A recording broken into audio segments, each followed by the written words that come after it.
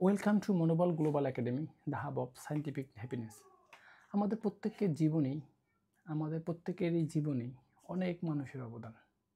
আমরা জীবনে চলতে গিয়ে আমরা অনেক সময় ছোট থেকে বড় হওয়া পর্যন্ত বিভিন্ন সময় বিভিন্ন রকম সমস্যার সম্মুখীন হয়েছি। আমরা এমন কেউ বলতে পারবো না যে আমি আমার জীবনে কোনো বিপদে পড়িনি, সমস্যার মধ্যে সম্মুখীন হইনি।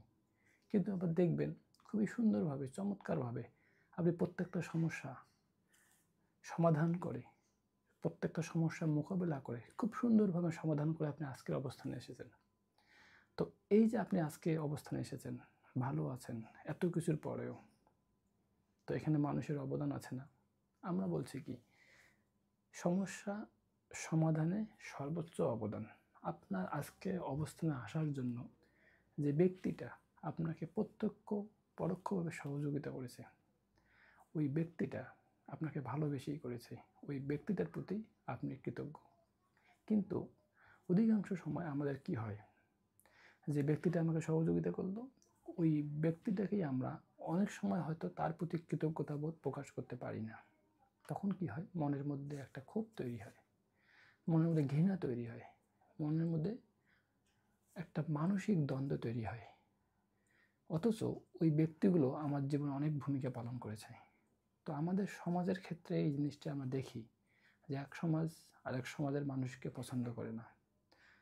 তো দীর্ঘদিন এটা থাকতে থাকতে থাকতে মনের মধ্যে, মানুষের মধ্যে নেতিবাচকতা, ঘৃণা, ক্ষোভ, অসন্তোষ, পরচর্চা, নিন্দা যখন তৈরি হয়, একটা মানুষ ধীরে ধীরে অসুস্থ হয়ে যায়।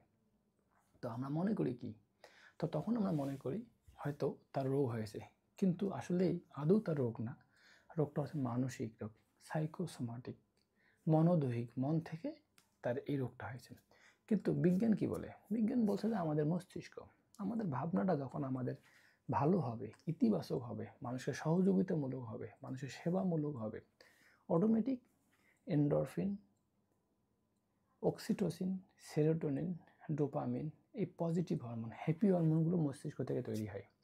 আর যখনই ভাবনাটা আমার নেতিবাচক হচ্ছে, যখনই ভাবনাটা আরেকজনের উপকারে হচ্ছে না, ক্ষতিমূলক হচ্ছে, তখনই নেতিবাচক এখানে হরমোন তৈরি হচ্ছে। ভালো থাকার রহস্য কোথায়? ভালো থাকার রহস্য বিজ্ঞান বলছে আমাদের চিন্তার মধ্যে, ভাবনার মধ্যে। ভাবনা ইতিবাচক হলে আমরা সুস্থ থাকবো। তা আমাদের জীবনে বিভিন্ন সমস্যায় যে মানুষগুলো আমাদেরকে সহযোগিতা করলো, জীবনের সমস্যা সমাধানের সর্বোচ্চ অবদানকারী ব্যক্তিদের প্রতি কৃতজ্ঞতা জানাই। সবাই ভালো থাকবেন, সুস্থ থাকবেন। Thank you.